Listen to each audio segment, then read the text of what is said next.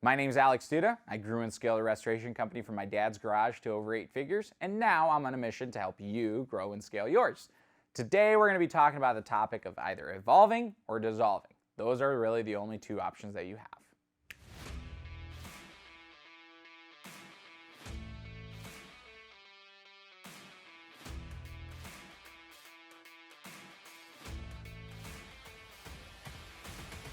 So recently throughout the Facebook groups, I saw a post from a fellow restorer that kind of made me chuckle. And it was almost like a rebellious post against the environment that's happening right now.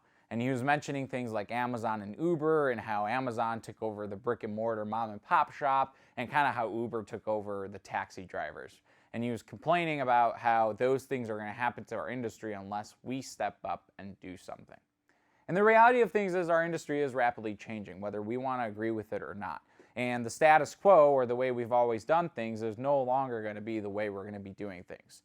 A couple examples of this is your pen and paper restorer is going to be kissed goodbye shortly. Probably within the next 3 to 5 years, if you're coming out there with a notepad and a pen and paper and you're having people sign an actual pen and paper document, people are going to think you're old school, kind of like how we think people with 70s cars kind of driving around are right now. So the reality is, although restoration has been very lagged, it is an industry that is rapidly evolving right now. And we have a lot of outside pressures that are causing this, and one prime example is the mergers and acquisitions that have been going on.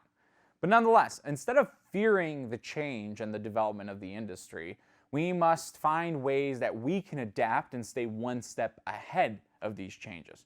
Because you can be like the guy I was mentioning on the Facebook post that was complaining, but you'll be complaining and you'll eventually dissolve. Or you have the option to step up, adapt, and then you'll be able to evolve and grow within the industry. Now, if we take a step back and really realize, okay, in Uber's example, Uber kind of took over the taxi industry, did crazy short-term damage in the sense of the value of like Chicago taxi medallions was like $300,000, and now they're worth nothing, or taxi drivers are really struggling because of Uber. But look at how many opportunities opened up because of Uber. And that's going to be the same thing within the restoration industry. There's probably going to be certain sectors of the restoration industry that are going to go away completely. People are not going to be able to be profitable with it. People aren't going to be able to charge as much, or perhaps that service is going to completely go away and there's going to be this new service that's going to replace it. However, that new service is probably going to open up more doors and overall better the industry as a whole. Another point in case is think about back in the day when everything was done by hand, and then the evolution of technology then had people be able to do things with tools. They were more efficient. The people who were just stuck and knew that hand trade and didn't know how to adapt to the tools eventually dissolved. However, society as a whole now can use tools and doesn't have to do everything by hand. So that's kind of the principle overall. Within your restoration company and within our restoration company, I think the biggest reason for success was being able to find those new and innovative ideas and be the first to implement and be rapid implementers of those things. In the short run, you're perhaps not as profitable, but in the long run, trust me, it's very worth it.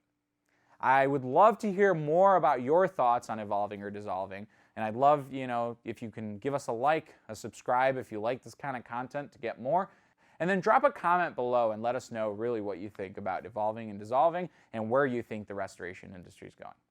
Till next time, my name is Alex Duda. I hope you enjoyed this episode.